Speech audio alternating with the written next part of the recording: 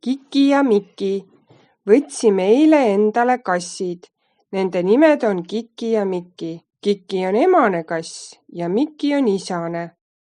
Nad on 6 kuud vanad. Tahtsime algul ainult ühte kassi, aga võtsime 2, sest koos on neil lõbusam.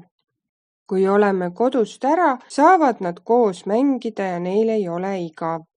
Lapsed on väga rõõmsad, et meil on nüüd kassid. Varem elasid Kiki ja Miki ühe halva mehe juures.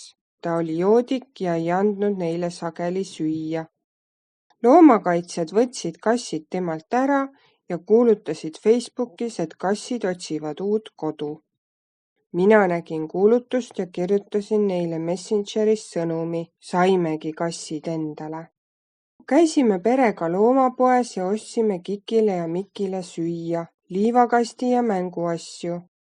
Loomapoes oli arve suur, aga pole hullu. Sõbranna soovitas järgmisel korral liiv ja söök internetist tellida, sest seal on odavam. Kiki on julge ja aktiivne kass. Ta hüppab kapi ja laua peale ning tahab kõike vaadata.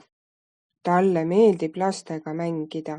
Miki kardab ja peidab end kapi alla. Ta tuleb välja siis, kui kõik on vaikne. Tore, et lastel on nüüd lemmikloomad.